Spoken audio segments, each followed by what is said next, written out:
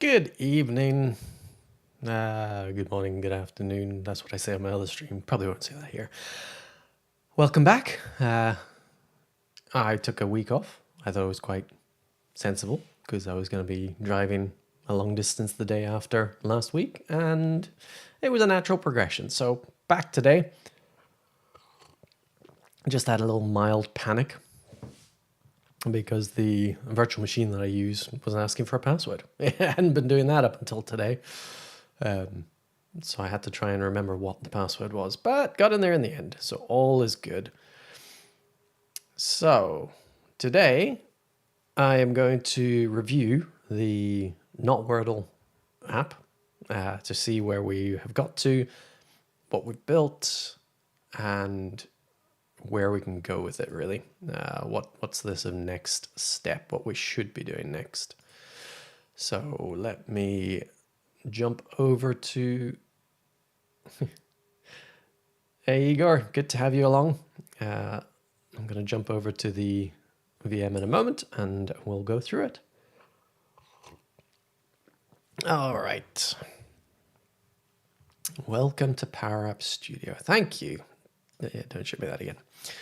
All right, so this is where we were. We can still play. Everything is working as it has been. Let's see if we can play one quick one of this. Ooh, it's an O. Why is there only one letter? Nope, that's not the word I want. Oh, wait, what happened there? Oh, that's interesting. None of the... Oh, this is going to be an annoying word. Doesn't have any of those. Probably going to be double O of some kind. What we got? Oh, well, I mean, it could be simple as that. Ooh, getting closer.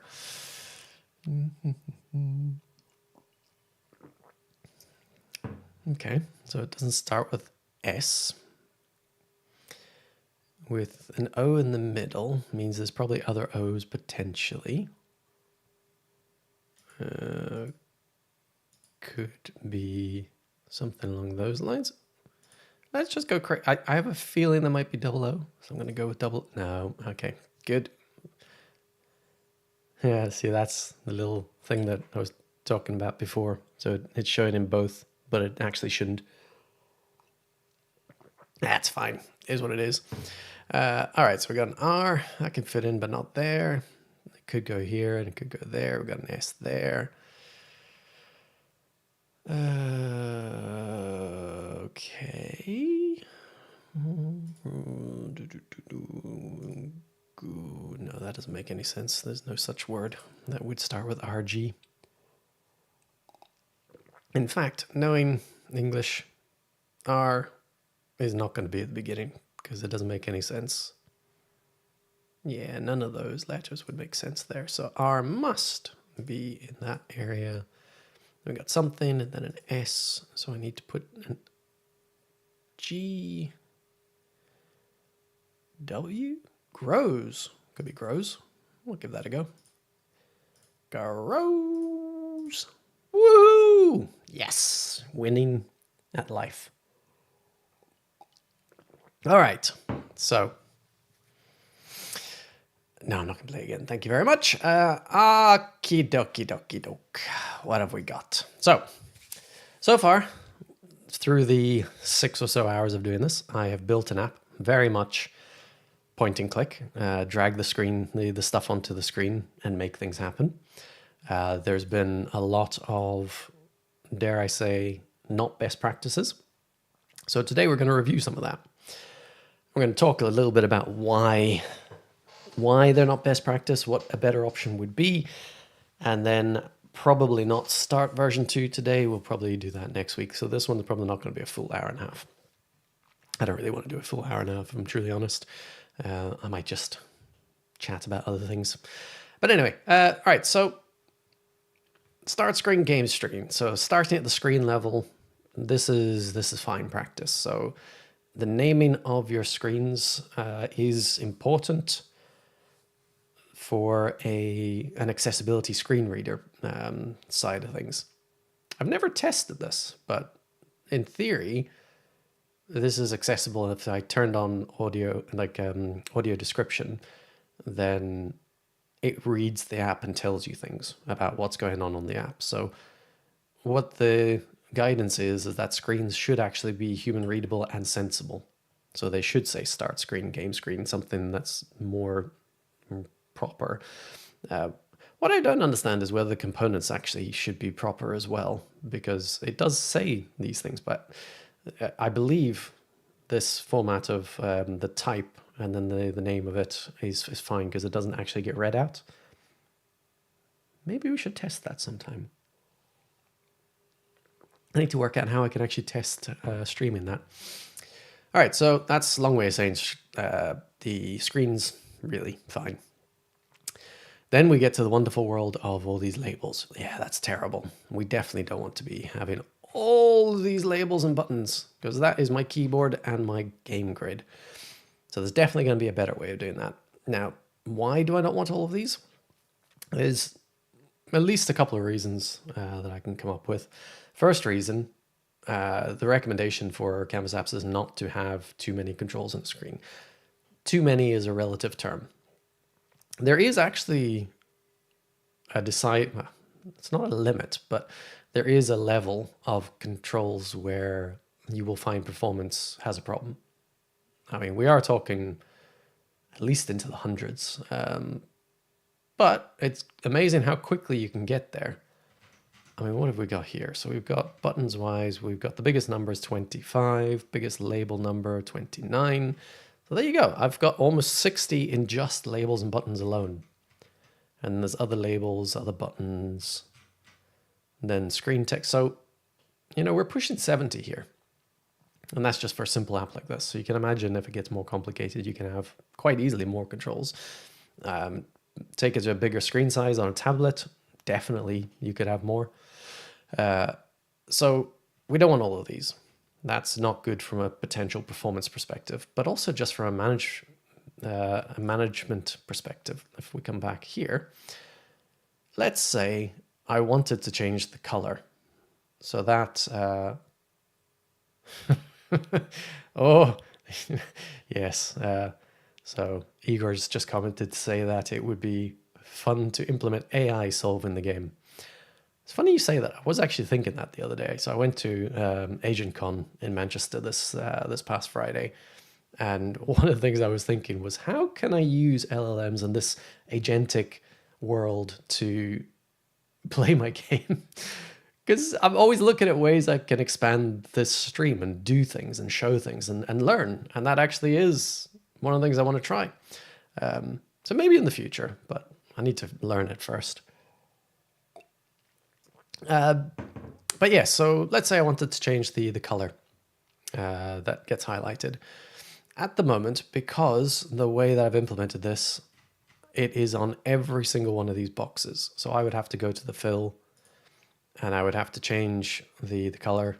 So that's the color for my mustard, and then that's the color for correct. Interestingly, on an aside, apparently the colors are one of the things that are in keeping with the copyright nature of this game.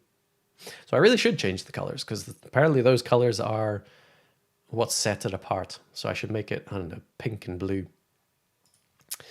Anyway, so if I wanted to change those colors, I would have to select every single one of these and copy that fill in, or do it individually one at a time. Now you can imagine that is highly prone to mistakes. It's also really just not a practical way to do this kind of stuff. And also, as I'm clicking these things, if I'm not careful, it's very easy to accidentally move something. And then all of a sudden, our OCD kicks in and goes, no, that is not a good order. So undo that, fix it. So yeah, that's one of the issues of having lots and lots of controls. There's all those formulas and all the things on each individual control. So making a change, so that kind of fits into the maintainability. So fixing an issue is your maintainability. I said something else in the past. It was I mean, essentially, if you want to make changes going forward, then it's also tricky. So there's that. There's also the fact that if I want to rearrange this, so change the shape or size, I have to, it's just painful to have to move things one by one. It's just not a pleasant experience. So again, one of the drawbacks of doing that. What else can we come up with? So the logic, you have to build that in such a way that it is actually different. So the fill is different depending on which box it is, as is the text. So the text is relative to where it is in the grid. So each of these expressions has to be altered to fit wherever it is there. So again, you can make a mistake, and you saw that in my stream. I made a mistake at least a few times where one of them didn't have the right colors, or wasn't highlighting properly, or various other issues. So very easy to make that mistake when you're dealing with, 30 boxes. And exactly all of those same things apply to the keyboard. In some ways, possibly even more so, because it's a defined set of keys. Although, maybe not that. It's still pretty much, you're still dealing with fill and text. The unselect is the same for everything. So that's at least relatively similar.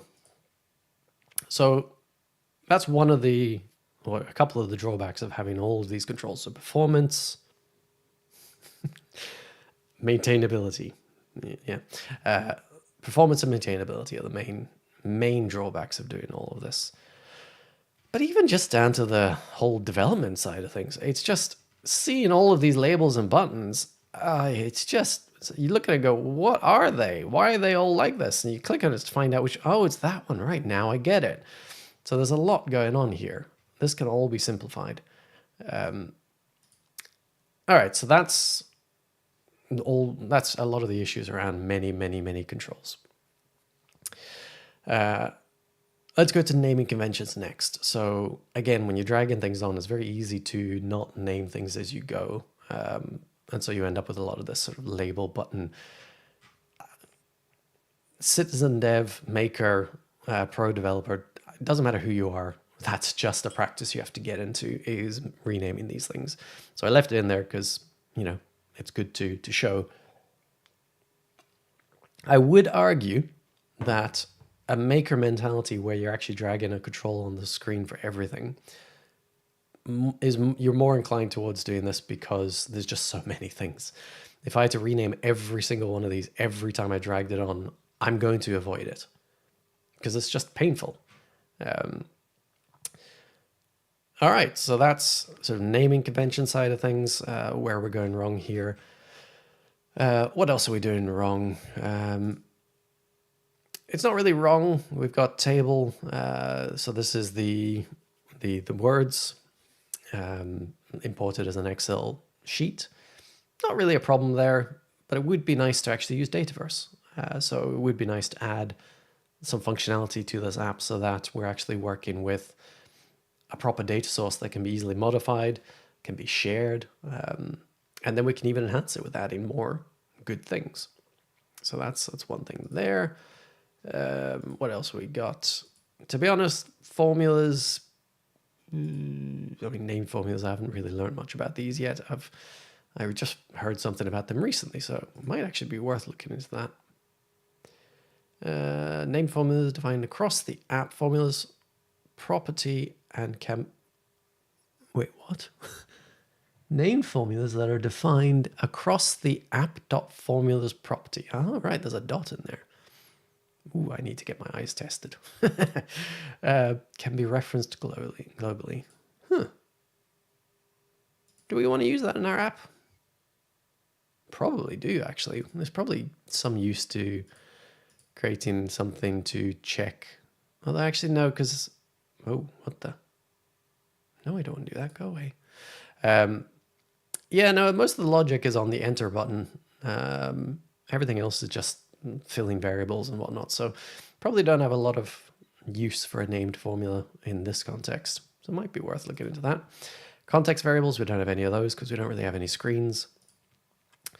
Component variables. What's a component variable? Ah, interesting. Now, components. We do want to build a component. So that would be good, useful to do. And then collections. Yeah, that's not so bad. What else have we got kicking in? Nothing else. Right. Okay, so that's a bunch of things to look into for version 2. Now, let's go to the first screen as well. Was there anything in there? It's really basic. There's nothing too scary there. I'm not using themes, so themes is a possibility in Canvas apps, so it might be quite nice to consider themes. Background color, I should change this at some point. Oh, that's not what I expected. Background color on the button. No, that's not. Let's just keep our lovely Canvas apps blue. Well, I should maybe say Microsoft blue. Let's see if I can find themes. Yeah, icon, that's not the one. Icon fill.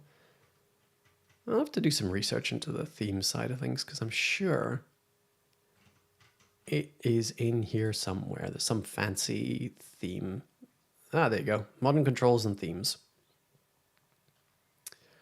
Modern themes. Interesting. Oh, something changed. Oh, that was just a save button. You know what? Let's see what that does. I don't know where that did anything. I probably should have read into that. Nope, that's still for the button. No, that actually will be for the screen. Oh, that's garish. Let's just go with gray.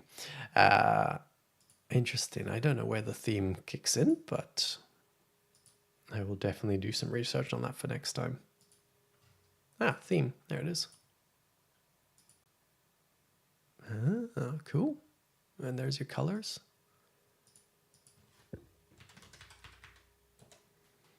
Good old American spelling. Okay. That's cool. All right, yep, I need to research that. So a lot of these things, a lot of the stuff that makes building apps pro code, really, it's all about maintainability and supporting. Like that's a big part of what we do when we're developing something as a developer is following the principles of software development. And one of the critical things there is the DRY principle, the do not repeat yourself. You want to really be doing something once and then using it multiple times. That's where functions come in. It's all of these buttons and labels being separate. You don't really want that. You want to have it done one way, if possible. Separation of concerns is another one, trying to keep data and UI separate. Harder to do in this kind of build. So I would say those are the main things in this app. It's not, it's not a complicated app. It really isn't. We've got 2 screens, one of which is hardly a screen. It's a starting point. And the other one is where the meat and bones actually is. So that's why I chose this, because it is a simple UX, simple thing, functional, and I could build it quite quickly. And there are enough things in here that I can consider what you would do taking it forward. So that's that side. Let's go and, well, let's publish since we're here.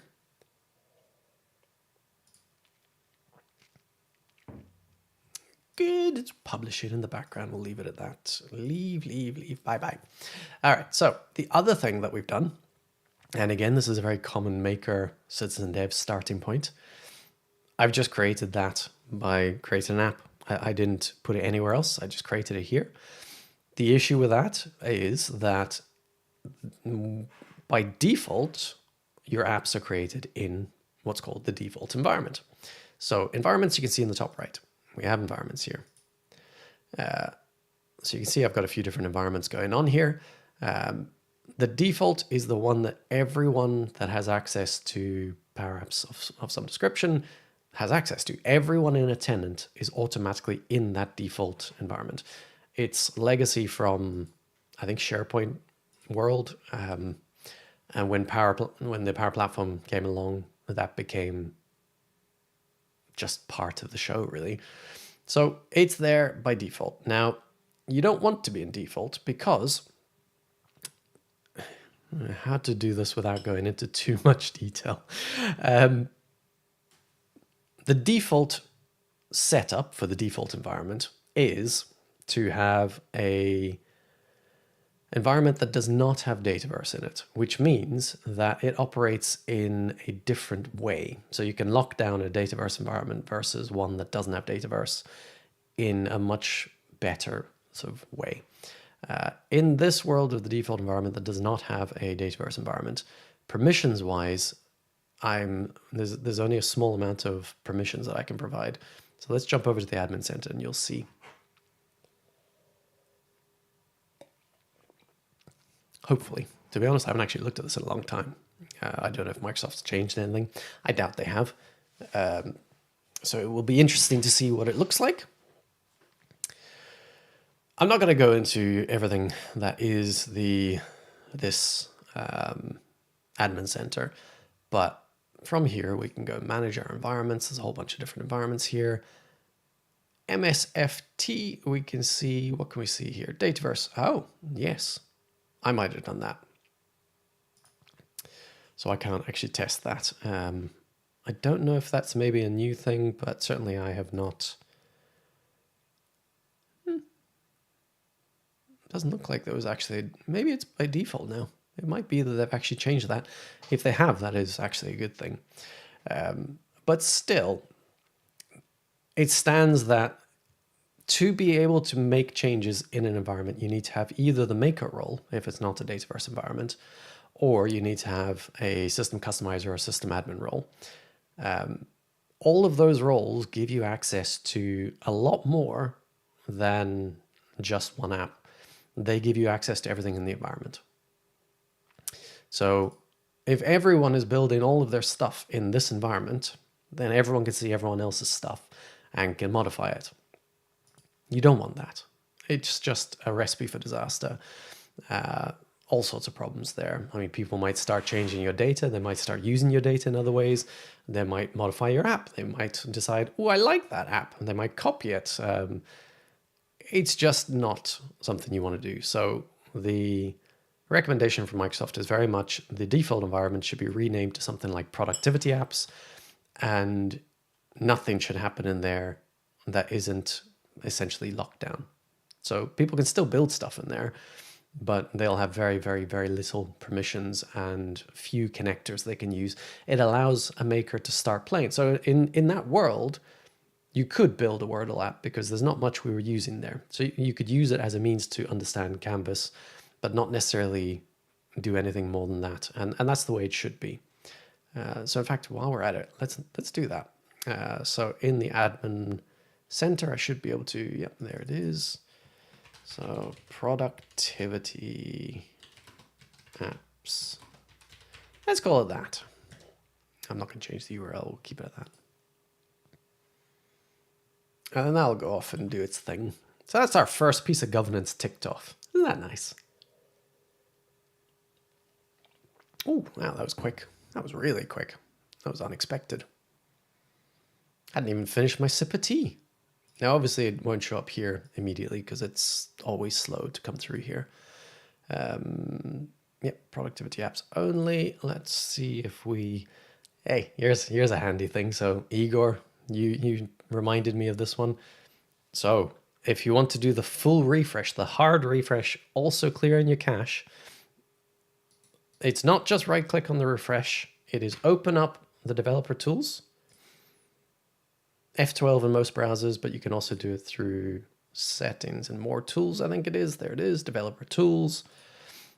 With this open, now I can right click on my refresh and there's my empty cache and hard refresh. Thanks, Igor. Very much appreciated. So that will kick out any memory that's stored in the browser. And there it is. Environment productivity apps only, nothing else. Oh, what's this? Interesting.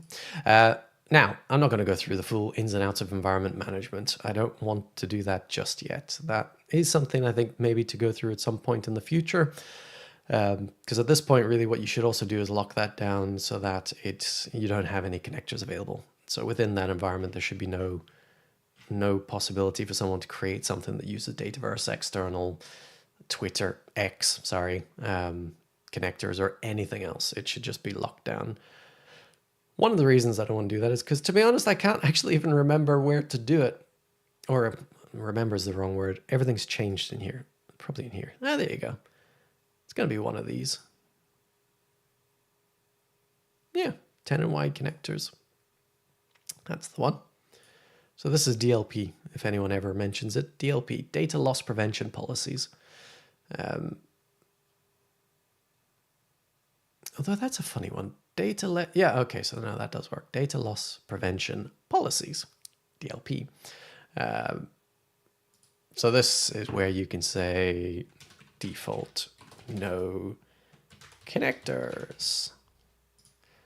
You can't actually have one that has absolutely no connectors. Holy bajingas, 1,396. Wow, that's a lot of connectors. Can I select every single one? I don't think I can, you know. You know, it's actually been so long since I've looked at this. I don't even know the right way to do this at this point. Set default connectors blocked. Huh.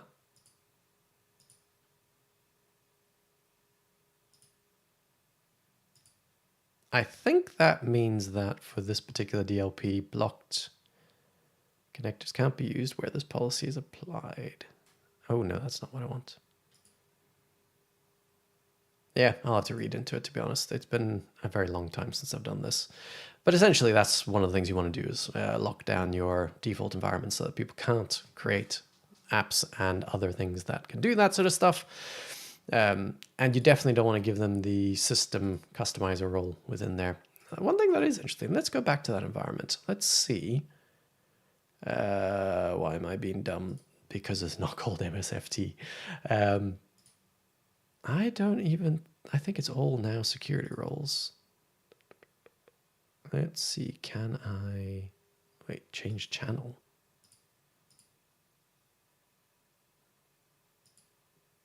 That's weird. Huh, that's not what I thought it would be. Settings users, yeah. This is not security roles. Huh. Not that one.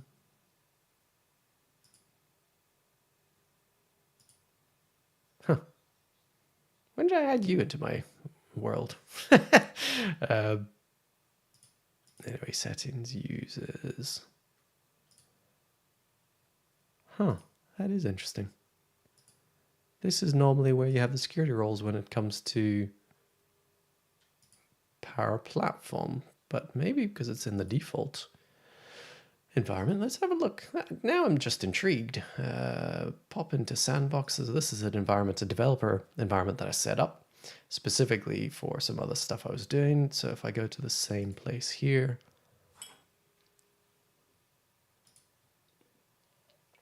so sandbox,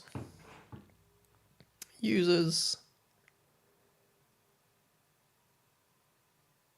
and then in here, yeah, that's more like what I would expect. Well, there you go. See, even with Dataverse, I don't even know how you lock someone down in that world then.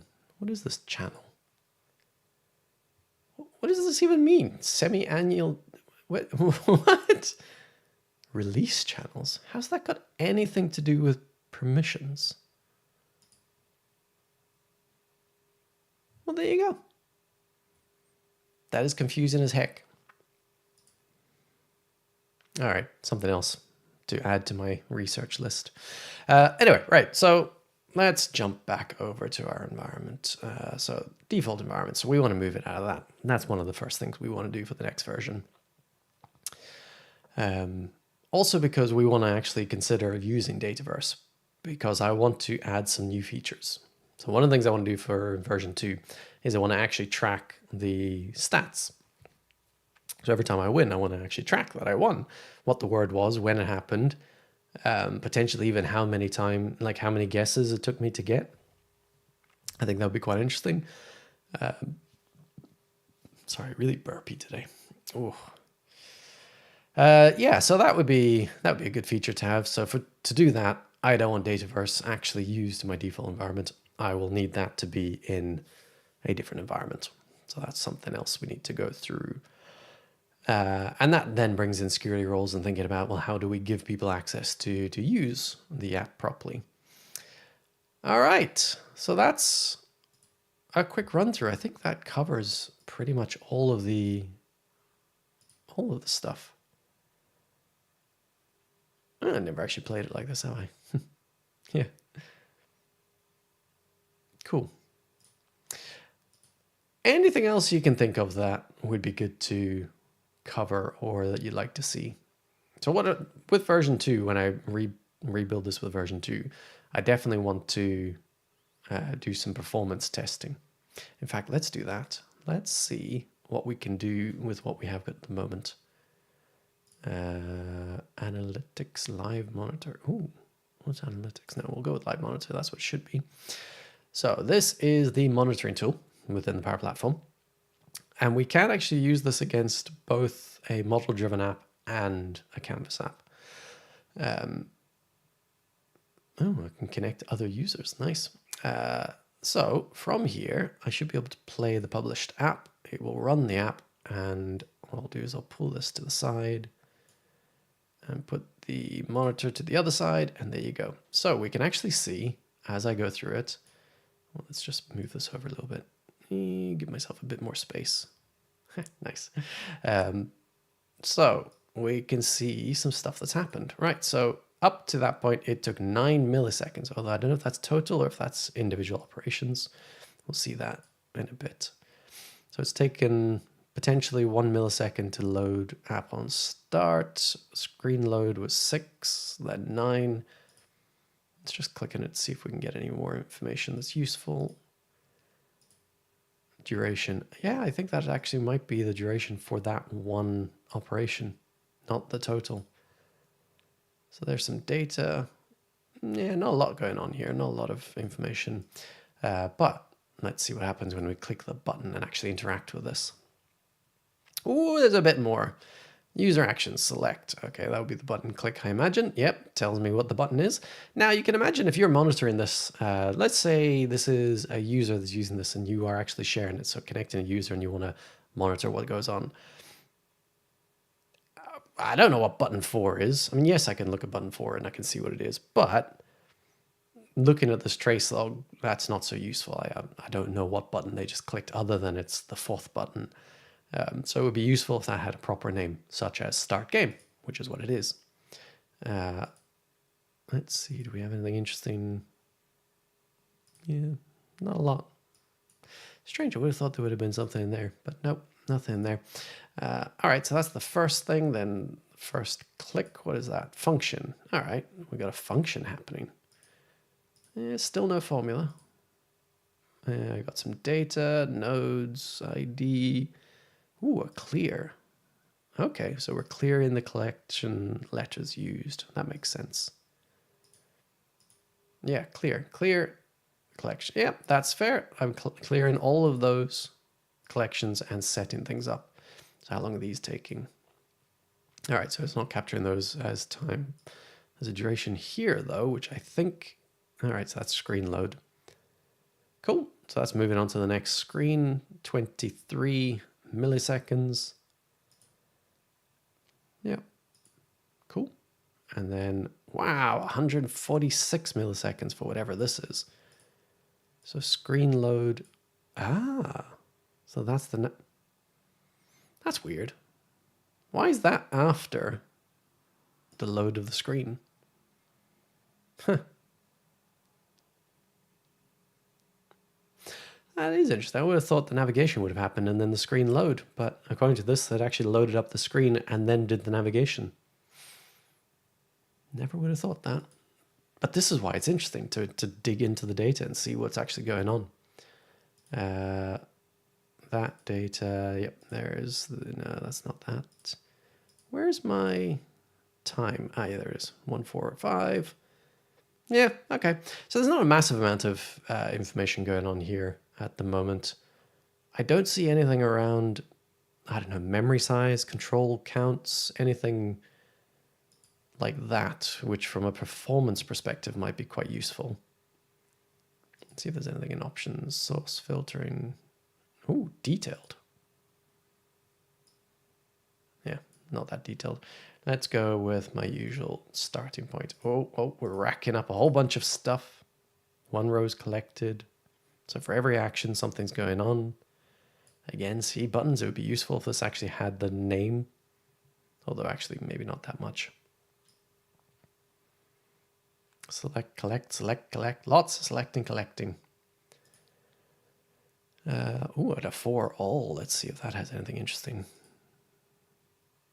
Because I'm always intrigued. 4 all is something they say to not use too much because it can be an expensive operation. But, yep, nothing showing up. All right, I'm going to leave that there because what I'm going to do over in the app, I'm going to bring up the developer tools again because this is, to all intents purposes, it is actually a web application. So let's see if we get anything interesting in here. So now this is delving very much into web development territory and proper devy interesting things. This tool, I love the dev tools. So within the browser, within Chrome, there's a dev tools. Within Edge, there's dev tools. Edge is based on Chrome, forked from. Firefox has it. Firefox has always had a good developer tool for web developers. I mean, even before that, Microsoft in Internet Explorer had dev tools. So this has always been baked in there. And it gives web developers the ability to troubleshoot and dig into the screen. So we can see here, this on this Elements tab, I can see a list of the HTML elements that make up this app. And you can see as I hover over things, it actually highlights the section of the app that it is. Now, it's quite interesting. A lot of this is hidden away in this one division. Again, I'm not going to go into web development details, but if I scroll into it, oh, it's an iframe. Okay, that's interesting.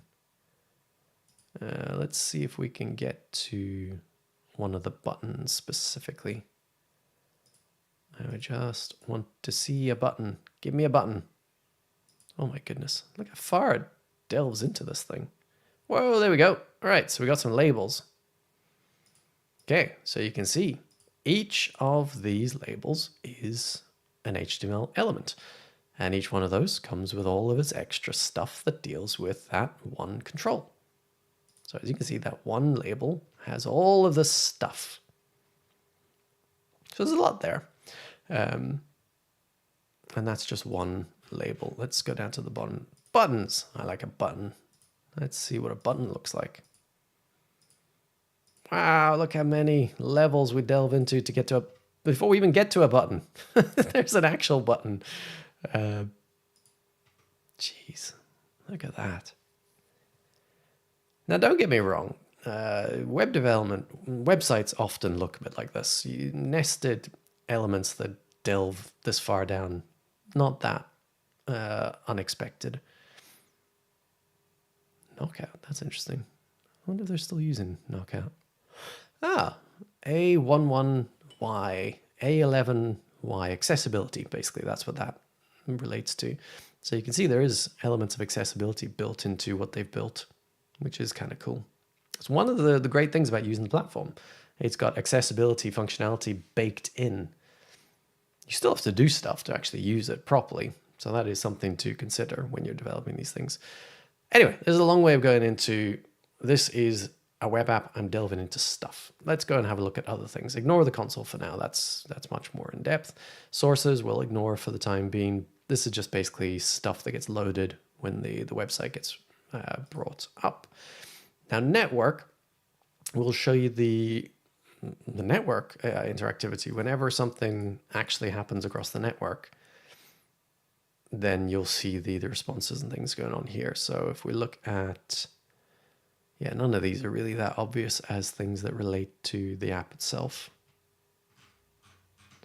So we'll ignore that again. Performance is the one that I wanted to get to. So this one I'm going to expect might be quite an interesting thing to see when we do some proper performance testing. Oh, interesting. Yeah, look at that. Wait, what's it doing? Okay. Play. Whoa! That is a lot of stuff. Wow. What is all of this? All right, frames now. Oh my goodness, there's so much. Look at that. It's actually got a screenshot as it loads the app. Oh my goodness, that is going to be awesome. When I get to compare the two apps side by side, this is going to be very interesting to look at. Huh. Jeez, look how much it's loading. I think every single one of these bits, these little graph bits, relates to, yep, a bit of some kind of script running. See all these I's and T's and S's and N's, and that's essentially JavaScript execution. So anytime that's going on, all of this is happening. Jeez, there's so much in there. Evaluating the script. So there's some script, takes a long time to run. What's this? Animations? Huh. Cool. Yeah, so performance, there's definitely something to learn out of this. What it is, I don't know yet. It'll be interesting to look at. Legacy JavaScript, what's that saying? Estimated savings. I could save 85 kilobytes? Ooh, that would be nice. Estimated savings 39. Efficient cache. A lot of this, for a Canvas app, a lot of this isn't going to be something you can control because a lot of this is built into the actual Canvas framework, let's say. So when you run a Canvas app, Microsoft essentially run your app within their platform. And their platform is what's actually doing all of this stuff. But you can control elements of it. You can modify things that you do will have an impact on this, such as the size of memory of things collected. Network calls, you would be able to see those in here as well. Memory is an interesting one. That one I want to find when I... Oh, interesting. I want to know at some point the memory usage for the actual app. Well, let's go to memory, see if anything is interesting in here. Main, wait, what? 49 megabytes, that seems very heavy. Yeah, see, there you go. Runtime app, powerplatform.com. So that is the actual, that's the Power App. That's the Power Platform stuff. We got some Microsoft Office stuff here. Got something else in here, whatever that is. That's to do with the browser, I believe. And then that's just overall. Yeah. So there's a lot of power in this tool. Truly honest, I don't know how most of it works. So it will be about comparing and contrasting when we have version 2, because I'm going to be interested to see what the difference here might be in terms of numbers.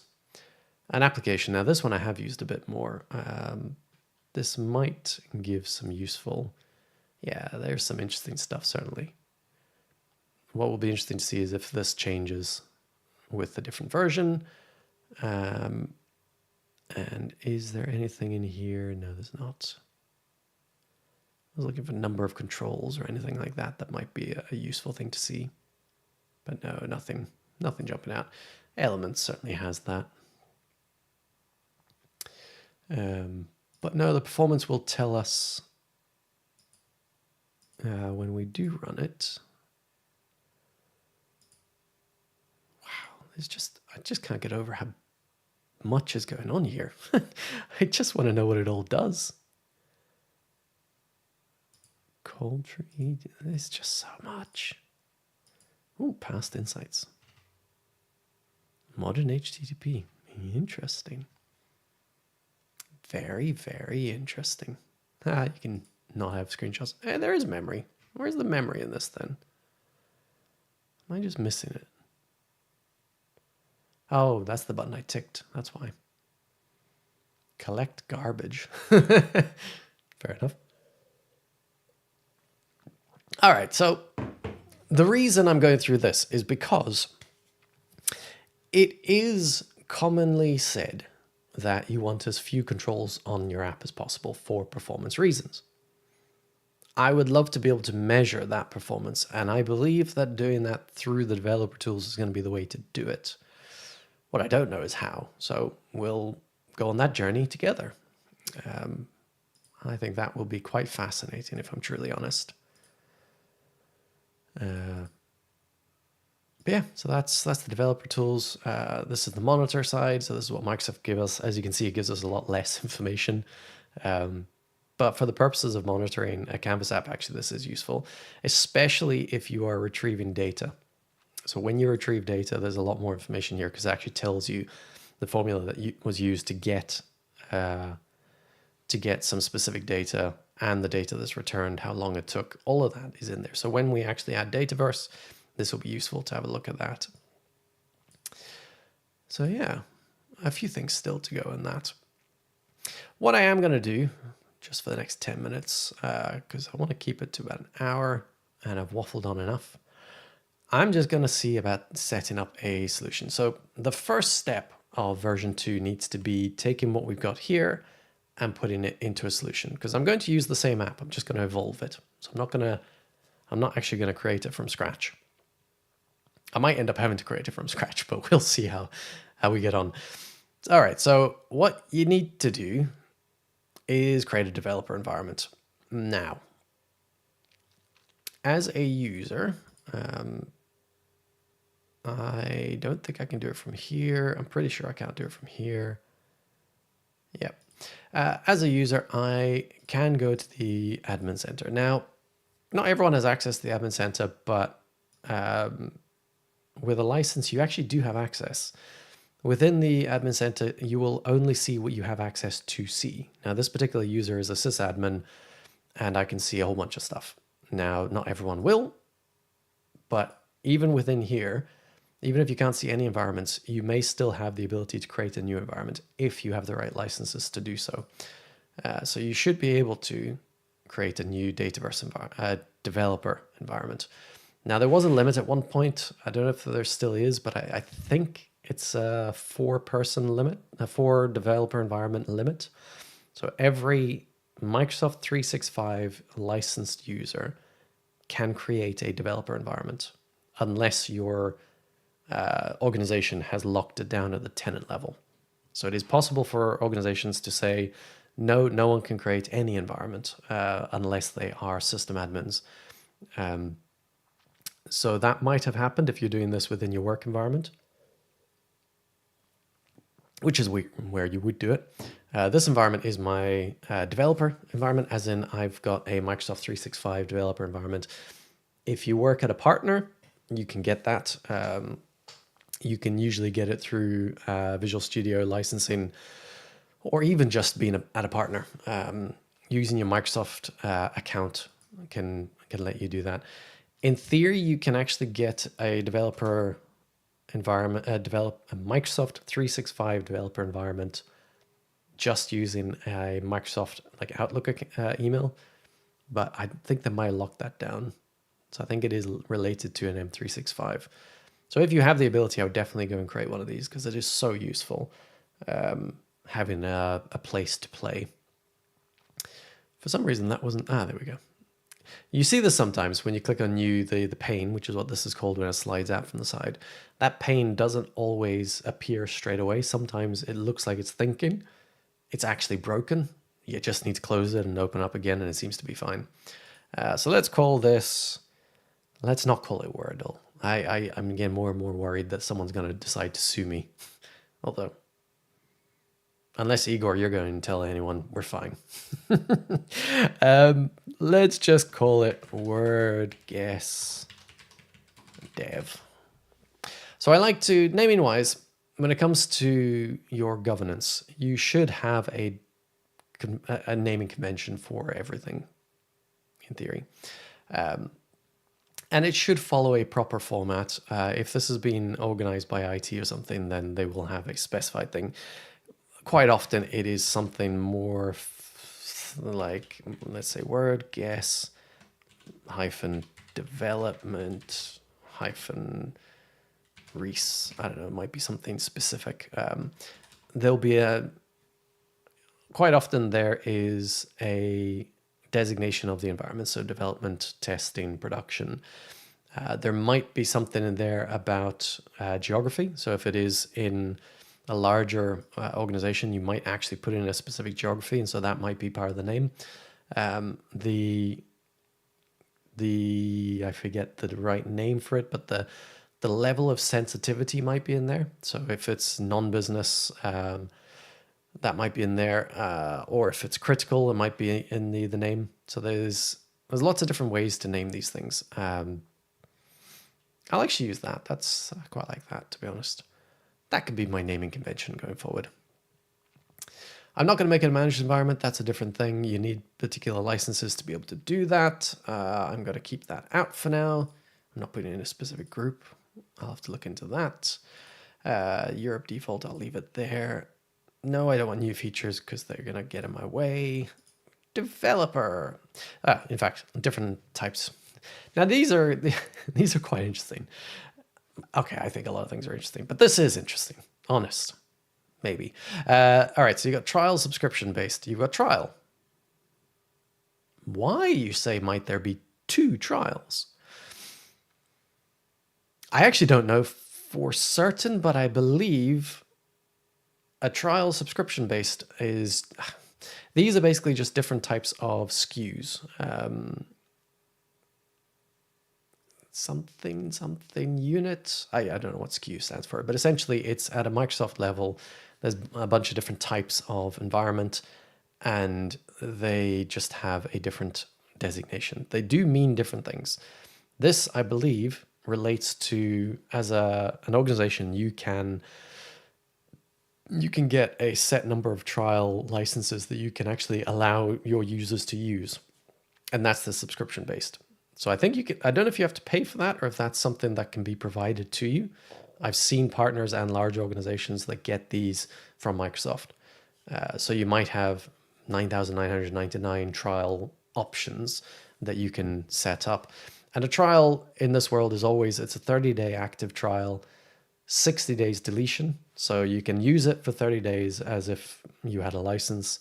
After the 30 days, it goes into essentially into a to be deleted state. And then after 60 days, it deletes it. That's your trial normally in the Dataverse world. You can also request an extension of the trial sometimes. I don't know if you, again, that's at the whims of Microsoft. So that's your subscription based. Your other trial is, as a user, you can request a trial. That is actually separate to the tenant. So that's what that option usually means. Developer, we've talked about. Production is exactly that, production. And Sandbox is a lower tier of service. So production and Sandbox are your two environments you would have in your normal organizations. The way you really should set it up, I believe anyway, Developer is your first environment for developers. It's exactly that. It's whether you're using a shared developer environment for multiple people for your app, or you're using multiple developer environments that feed into the app. So that's your different ways of doing development. You would have developer environments to begin with. Then your next environment downstream from there is usually, the three basics that you should have: developer, test, production. Those are the three environments you should that should be the case for any critical business software, and even lower than critical, so important. What those designations mean depends on the organization. But those three environments really are, in a critical environment, they're a must. You need a development environment to actually make the changes that's not going to break anything else. You need the test environment to deploy those changes to an environment that can be tested by users, that is relatively stable and you can control over time. So if I'm working on a stream of features that is delivered in sprints, so let's say every 2 weeks, then I want to be able to deliver those features to a test environment to allow my users to actually test them without problems arising from further development. So I don't want my developers to have to stop. Developers should continue going on, but testers should be able to test a point-in-time version. That's what the test environment is for. And then once the test has been completed, so they're happy with the tests, you can then decide to deploy that exact same build that went into test into production. That's your really basic process in a software development world. So developer, your first environment. Sandbox might be your test environment. Now, the difference between sandbox and production, these do require specific licenses for users in them. So they do need to have Power Apps licensing. Developer actually doesn't need Power Apps license. You get that, like I said, through Microsoft 365 licensing. It's a funny little quirk of things. Whereas sandbox and production, you really do need to have those licenses to make use of them properly. Sandbox is a cut down version of production in that it doesn't have as many resources at the server level, so it might be a bit slower. It doesn't have the same database backup functionality. There's other limitations, not the small things, but there are differences between that and production. And then production is your production environment. It should be the beefiest environment you can have. So that's your general setup. So I'm going to go with developer here. You should have an environment purpose. So let's say development environment for the word guess game. I need a better name. You need to come up with some names for me. I want names in the comments. It obviously can't be Wordle. Maybe Wordle. I could have a lot of fun with that. But anyway, that's what I'm going to call it for the time being. This is interesting. So you can create on behalf of other people. Now, this is in an environment where users can't create their own environments. They might have to request it through an IT function, and IT will create it on behalf of that user. So it still works within their licensing, essentially. I'm not going to do that here. Hopefully I'm not going to have to. Let's just click on learn more, because I'd be interested to see who can sign up. There you go. Anyone with a work or school email address backed by... okay, so you can't use Outlook. You do actually have to have an M365, essentially. Sign up, blah, blah. Here's the features, which is lovely. What are the capacity limits? Okay, so there are some limits. To be honest, you're not going to hit too much of that, and it shouldn't really be too much of a problem. Unless you're doing a massive development. Yeah, then it could be a problem. Multiple. Yes, you have one developer environment, which is created for you by 3 environments. There you go. You can create up to 3.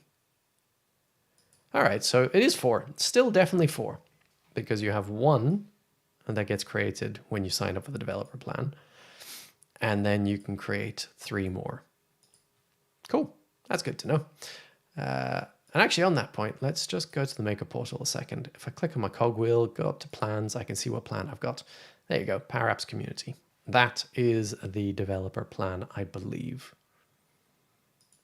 Don't quote me on that. But I think that's what it is. I can check that in the admin in a moment. All right, where was I? Environment. There it is. Okay, so name, I'm not going to create on behalf. Hopefully this will all work. I think the fact that these are not all created by me, so it should be fine. Yes, I don't have a choice on that, so it's going to stick with that. Currency, I do not want that. I want pounds, because I'm in the UK. Like a mad person. This one annoys me. The URL is hidden in a little link, so it's very easy to miss it. And I personally think it's important to have a URL because it's just much nicer when you have it. Since I've actually given this a name that could be in a host, I'm going to use it. Now, it shouldn't matter that it's uppercase. I don't think it's good. It doesn't seem to like it.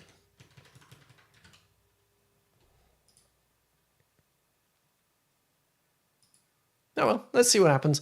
Yeah, so that means that I can actually now access the URL as wordguess-development.crm4.dynamics.com if this if this succeeds.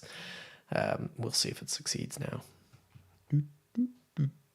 Yay! We now have a new developer environment that's currently preparing, but as soon as it's prepared, I have a developer environment. Should have done, here's one I did earlier, shouldn't I? Preparing, it can be used once ready. Well, thank you very much. Thank you for telling me that. Oh, wow, that was quick. Excellent. Let's pop in there. Anything interesting? No, created, all that good. We don't need any of that. Now, if I go back over to the Maker portal, I'm going to do Igor's wonderful trick, bring up the developer tools, refresh the thing, because the thing is if I click on environment, it's not going to be in here. So if I right click, empty, and hard refresh, hopefully, nope. So this is a common occurrence you will see. It doesn't appear here immediately. It just doesn't. They take time. They always take time. So I really should have prepared one earlier. Let's see if I can force it by cheating a little bit. If I click on this. Oh, all right. All right, jeez. This will just take me to the apps. That's no use for me. Can I? No, don't have the maker there. Power Pages Management, really? By default? Ooh, create new app. that's one way to get into it. You can see it's in the environment here. Hey, there you go. That's how you force it. Just make sure I haven't actually created an app because I couldn't be... Yeah, good. I didn't save anything. Wonderful. So I now have a whole brand new Dataverse environment. So this is my developer environment. No one else is in this environment until I add them. Now admins can access it, but it's my environment. So no one else is in here. No one's going to be playing around with this stuff unless I invite them in. So from a governance perspective, my environment, my playground, I do what I want in here. Other people don't have access to it unless I give them access to it. First thing you want to be doing is creating a solution. So in the world of Power Platform, solutions are the packaging medium. So it is the way to package up any resources related to your Power App, whether it's a Canvas app, model-driven app, Power Pages now, loads of stuff. Like there's a lot of components that can go into a solution now. You can kind of think of it, it's not really true, but you can kind of think of it as the packaged executable code. So let's say in this development environment, I'm going to have a solution. Now I'm going to create an unmanaged solution. Unmanaged is the source code. To all intents and purposes, that's what it means. Within that unmanaged solution, I'm going to make my changes. I'm going to create my app. I'm going to do all the changes I need.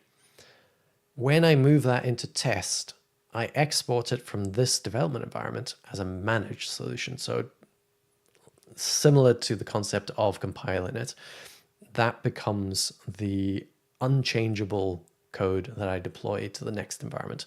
Now it's not unchangeable. You can still modify it, but it minimizes it and adds some other features. We're not going to go through that here. I'll go through it when we do more. So for now, I'm just going to create a solution. Oh, no, I don't want that stuff jumping in the way. I want to create a brand new publisher. So the publisher impacts the prefixes of everything you create. So every time you create a new table or a new column, this is going to put in a text prefix before the name. You'll see what I mean when we actually get into it. I'm gonna do my usual in here. It's a Rambling Reese. Rambling Reese. It needs to be without spaces for the name because this is the logical name for the publisher. Description. The thinking behind this is that the publisher is actually an ISV, a partner that is selling a solution. So this publisher actually relates to that organization. So Microsoft have their own publisher record. Click Dimensions in the marketing space would have a Click Dimensions publisher, and so on and so forth. It's a way of separating concerns. But it can also, in your world, if you are in an organization delivering software, do not have multiple publishers. For the goodness, just don't do it. It causes problems later on. Just keep the same publisher across all of your solutions, unless you have a really good reason to have separate publishers. And to be honest, I can't think of a good reason in an environment where you are developing software for your own organization, even for a customer, keep the same publisher. So I'll do that first of all. So now I've got my RR, and then this is the solution. So for me, my preference is to keep a single solution for all of my development, and only create a new solution if there turns out to be a need to do so. Now, there are legitimate reasons to have multiple solutions in Power Apps, but most of the time you want to keep it simple and keep everything in the one solution. You almost certainly will need another solution if you're ever going to do custom connectors, because they need to be in the environment before your app is. So usually you want a different solution for custom connectors. It's also quite useful to have a different solution for custom controls if you're building PCF, something like that. Again, that might go over your head, but if you are doing that, you want a separate solution because you can deploy those without any dependencies. And that's sort of my approach.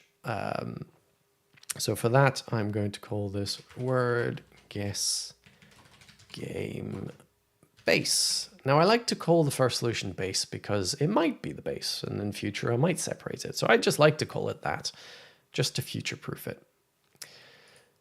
And then version number, it's really up to you how you want to handle it. There is a minimum you have to have.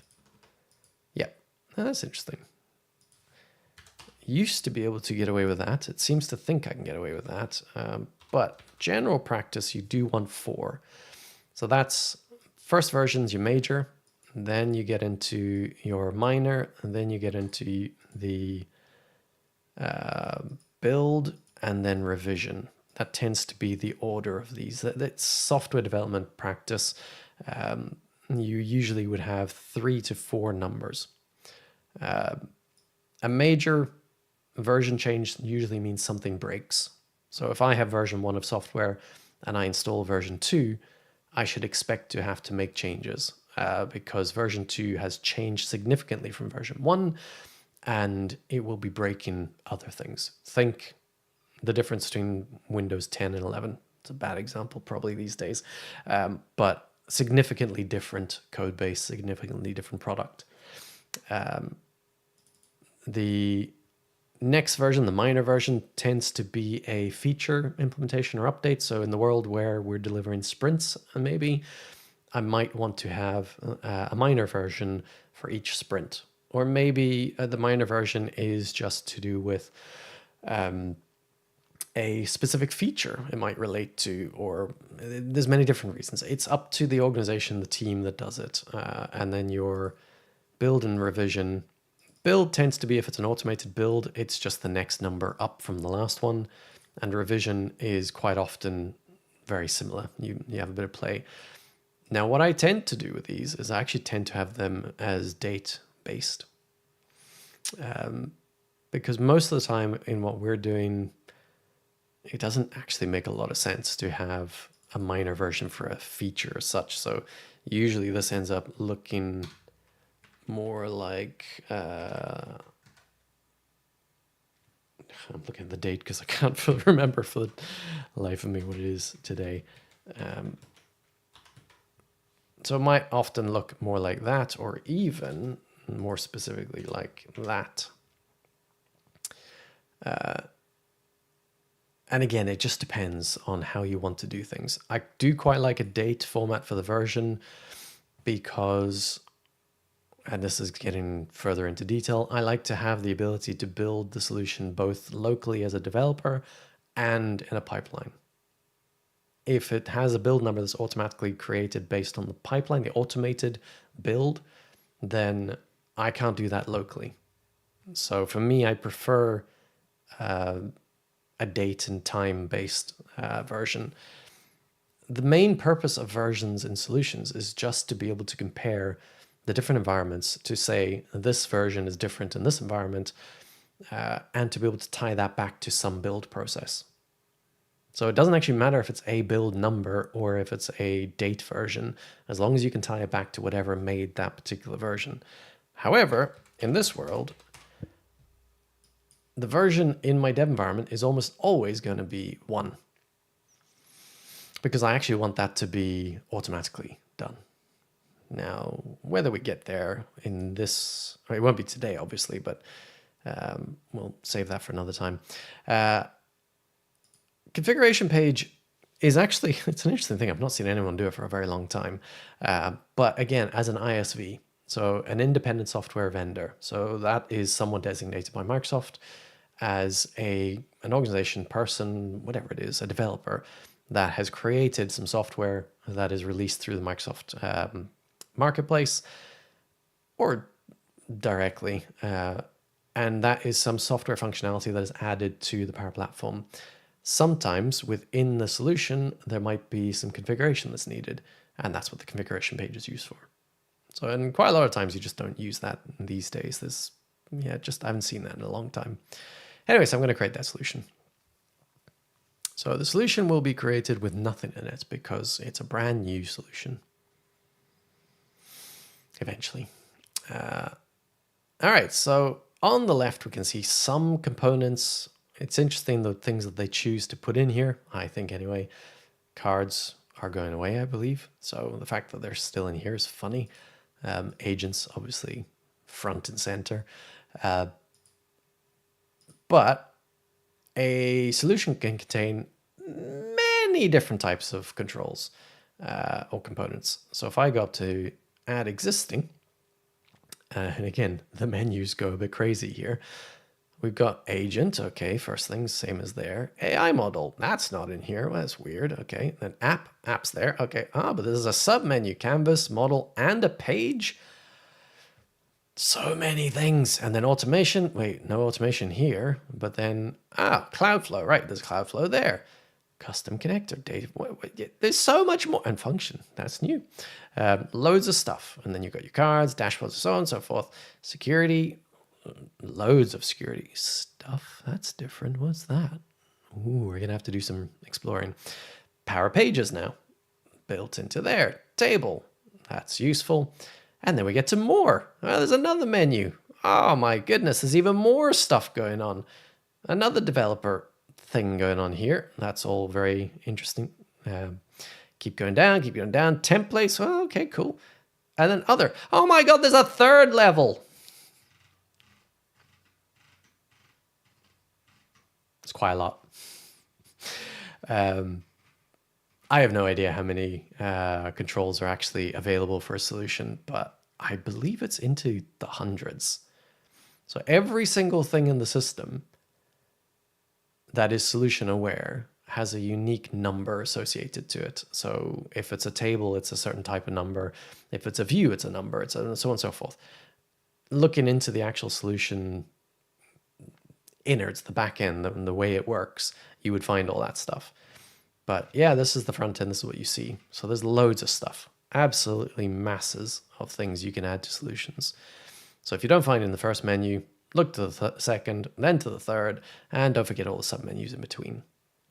But what I want to try and do is I want to add the Canvas app. So I've gone to add existing, go to app, Canvas app, and I want to see if I can add the one I've created. So by default, it's not here because it's looking from Dataverse in the environment I'm in. Outside Dataverse, not there either.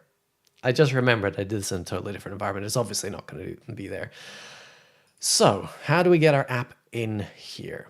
So let's go back to the other environments. So productivity apps only, go to the app. So here's our app. Now this is not in a solution. So I am going to click on the menu here and you can see yet again, more lovely menus, but I've got this export package. And a wrap. Create an agent. Wait, what? I can create an agent from my app? I'll have to look into that. Could be fun to play with. I mean, I have no idea what it's going to do. Anyway, so export package. Let's go ahead with that. So this is the way that you can export a Canvas app that is not in a solution. This is a horrible process, really not good, and it may not even properly work. Now, the information I put in here, if I remember correctly, actually doesn't have any bearing on what actually happens ultimately. So, but I'll just put in word guess game. I'll leave the rest of it there. Yes, update. So it isn't something I do very often. You really want to only ever have to do this once if you can avoid it. So this is the app I'm adding. I've got this import set up. Now, I don't know why update is always the default, because I would have thought that create as new is what you want. Because it's saying if it already exists, it's updated. But to be honest, when you import it, whether it's either this or this, it gives you the option. If it's not there, it says, do you want to create this? But I'm going to create as new because that is what I actually want to do here. And then we got a spanner. Let's see what that... Wait, why? Why would you do that? Why would you have a click and a spanner? That doesn't make any sense. And then what's this thing? Add a comment? I want to see what happens with that. All right, so I've now got a comment. Oh, I can, wait, add more, but I can't see it. All right, fair enough. All right, so I now have a package. Let's export and see what happens. So creating a package, don't navigate, don't go away, it tells me. What it's doing is it's basically taking that app and anything it needs, putting into a kind of solution, but it's not actually a solution. So it creates the zip file. So it says now downloading. It's actually downloaded. So let's just see what that is. Open that up. And then we've got it in here. Now, let's open it up, see what's inside. So there's the Power App. There's a manifest, which is basically just a file telling the system what's involved. We've got apps in the app, and there is our app itself, MS App. There are other files related to config and various other things, but that's the actual Canvas app that I've built. But the whole platform needs that zip file. So that is the thing you actually import, export, and import. All right, so now we've got it in an app exportable thing. If I go back to my new environment, which I'm lost in, there it is. So I can't add that in here, so because this is a solution. So what I need to do is I actually need to import it to my environment. So I go to my apps, I go to import app, not within the solution. And then you have the choice. So you can do it from the MS app or from the zip. Interestingly, maybe the MS app does have enough. I'm just going to stick with the zip because it just makes most sense. Select my zip file. It will go off and validate stuff and basically say, does the app exist? Does it not exist? What do you want to do with it? And we see something very similar, if I remember correctly, similar to the screen. And there you go. See, now it gives me the choice. Now it's defaulted as create as new, so maybe that's because I selected that. But you can choose update.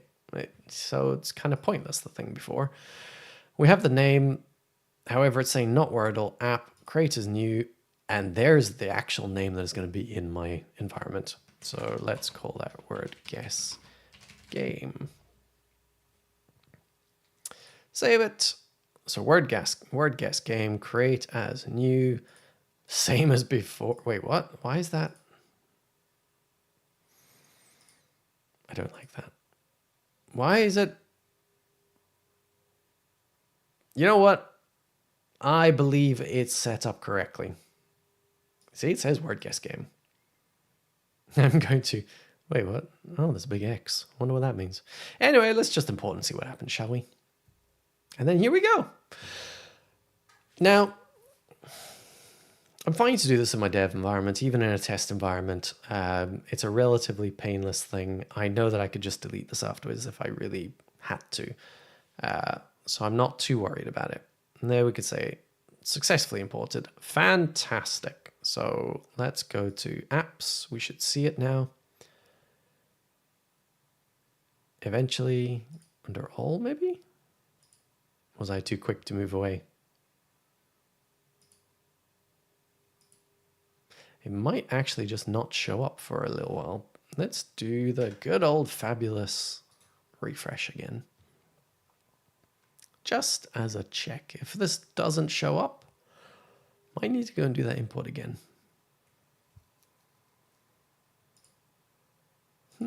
Interesting. I honestly don't know if it is importing or not. Let's just go and do this again because, you know what, it might end up with two versions of it. If it does, it's fine. Create outside of a solution into this environment. Apps created in a solution can be so on and so forth. Yeah, I'm just going to copy this rather than have to type it again because my fat fingers seem to get upset when I type. Import. Aha! You've already created it. There you go. So it is there. It's just doing something in the background. Good. See, I find this with the... there it is. With the Power Platform, it pays to be patient. I know it's hard. I know no one likes doing it. But sometimes you just have to wait. It's just...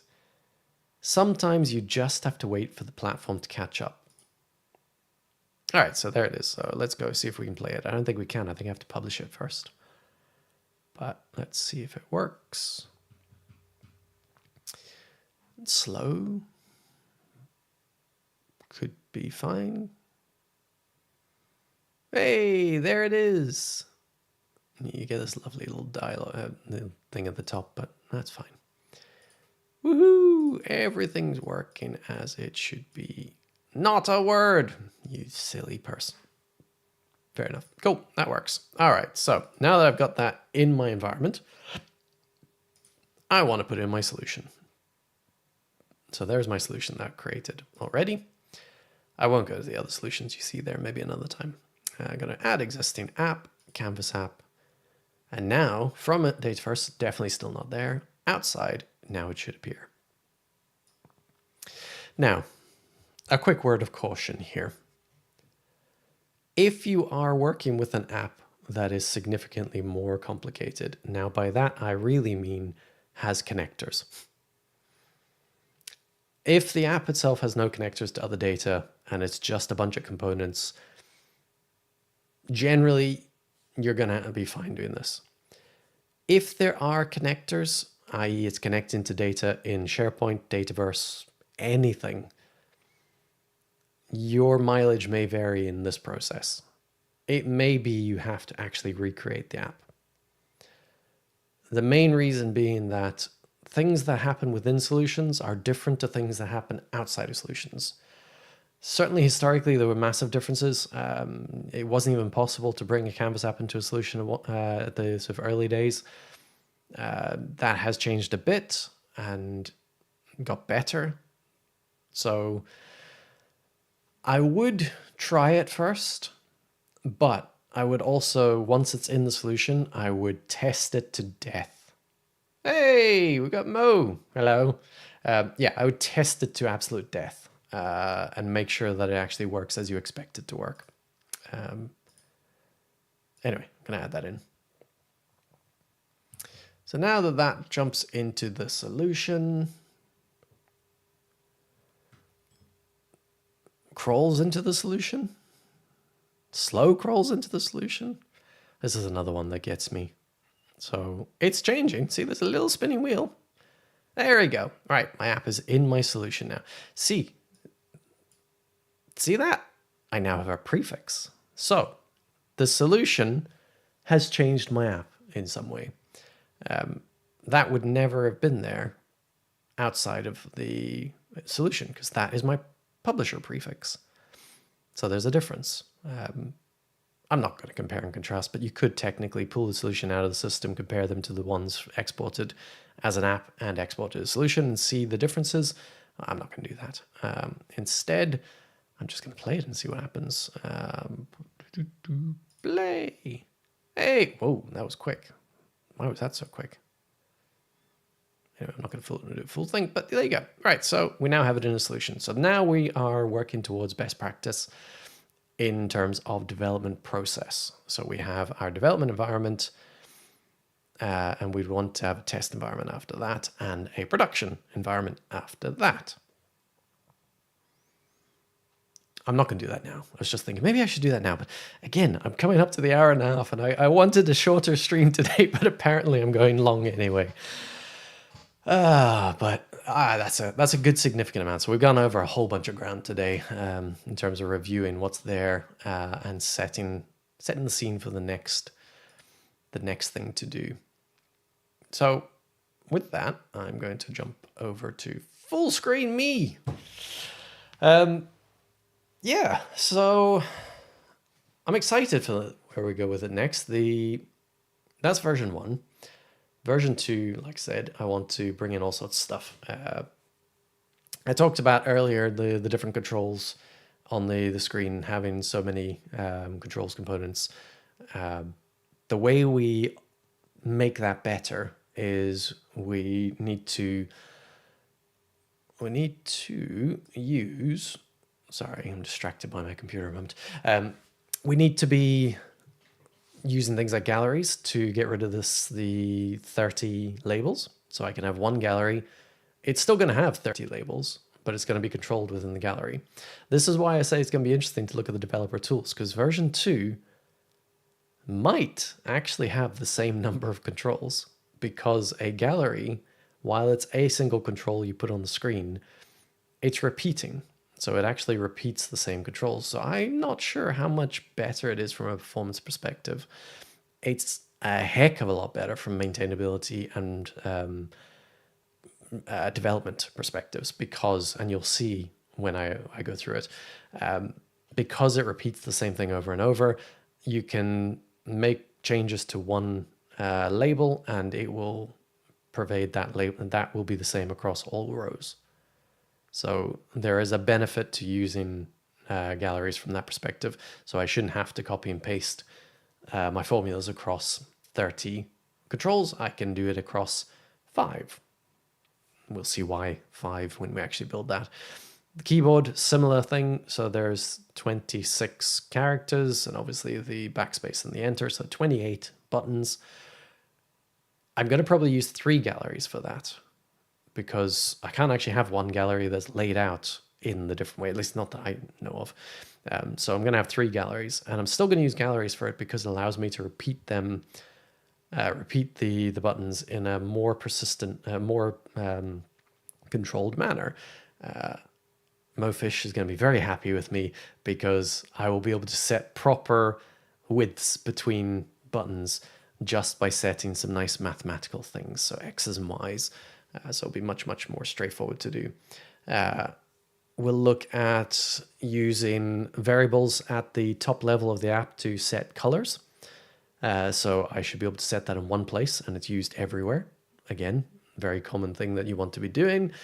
And we'll look at adding Dataverse.